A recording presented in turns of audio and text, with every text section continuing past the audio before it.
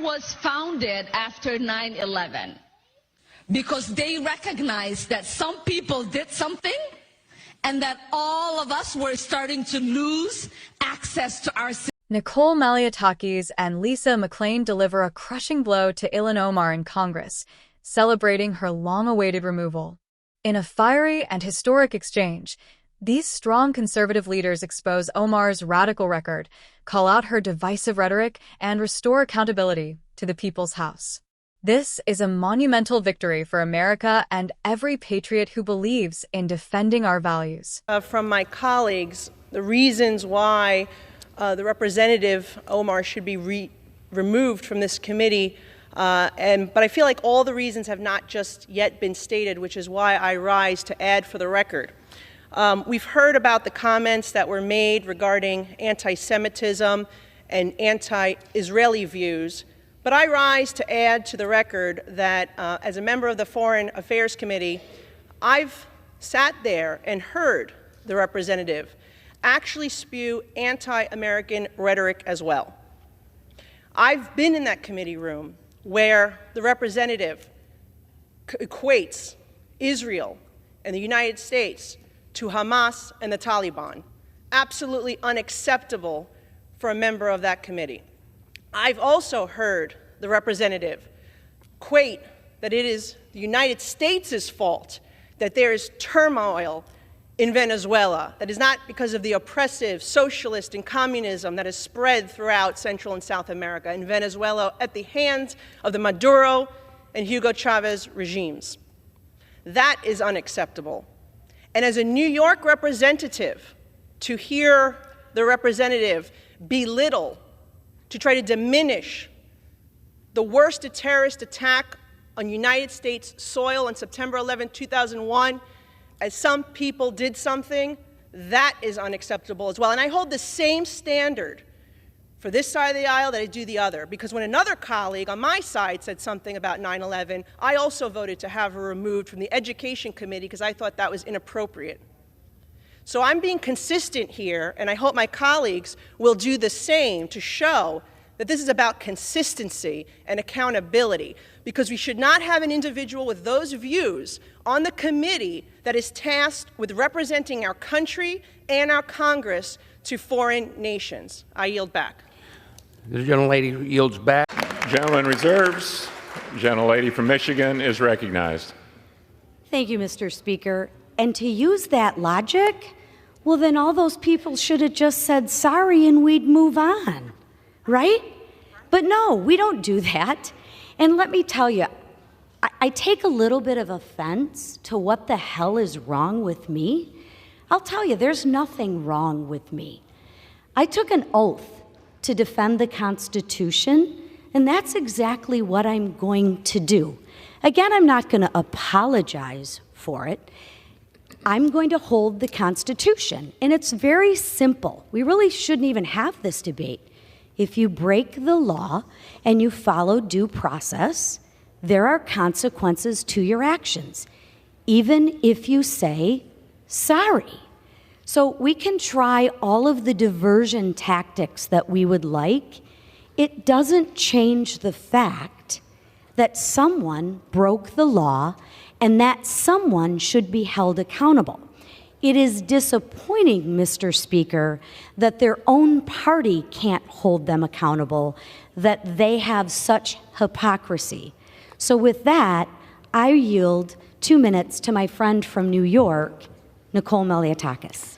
Gentlelady is recognized for 2 minutes. Thank you. Patriots, what we just witnessed in Congress is nothing short of history in the making.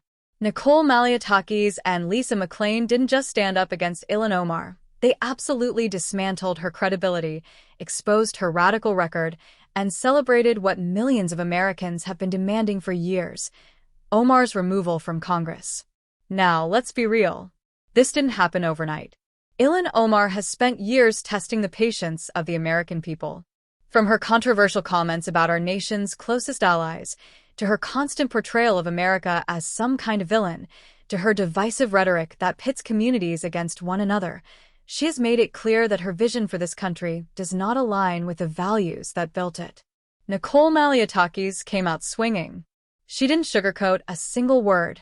She laid out, point by point, how Omar has undermined America's standing in the world, questioned the loyalty of our allies, and shown more sympathy for foreign radicals than for the men and women who wear our uniform. Malliotakis reminded Congress that Omar wasn't elected to undermine this country. She was elected to serve it. And when you betray that trust, you don't deserve the privilege of representing the American people. Then Lisa McClain followed up with a kind of fire that shook the chamber. McClain hammered home the truth that Omar has built her entire political career on grievance politics, blaming America first, and using identity as a shield whenever she's called out. McClain's message was clear. No one, regardless of where they come from or what group they belong to, is above accountability. And accountability is exactly what Ilhan Omar faced today.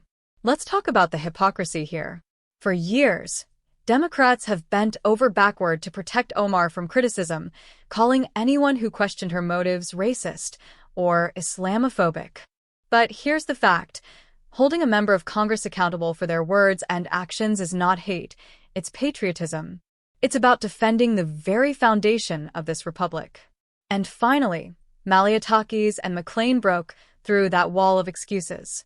They pulled the mask off and revealed the dangerous ideology Omar has been pushing all along. When the vote came down, the tension in that room was electric. You could feel it, the realization that Omar's grip on power was slipping away. And when the gavel fell, it was official. Ilhan Omar is gone, removed from Congress.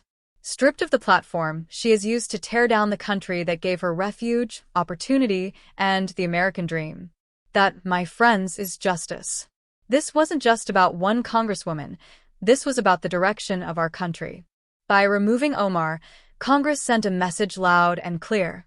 This is America, and if you stand against the values that define us, freedom, loyalty, unity, and love of country, then you don't belong in the people's house.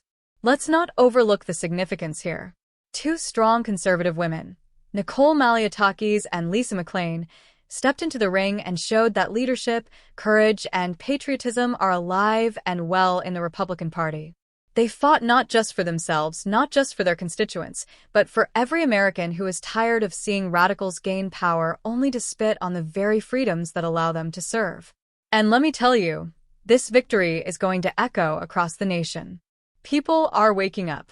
They are realizing that we don't have to sit back and tolerate representatives who despise our history, our allies, and our people. We can demand better. We can elect leaders who actually put America first. And today, that demand was met with action.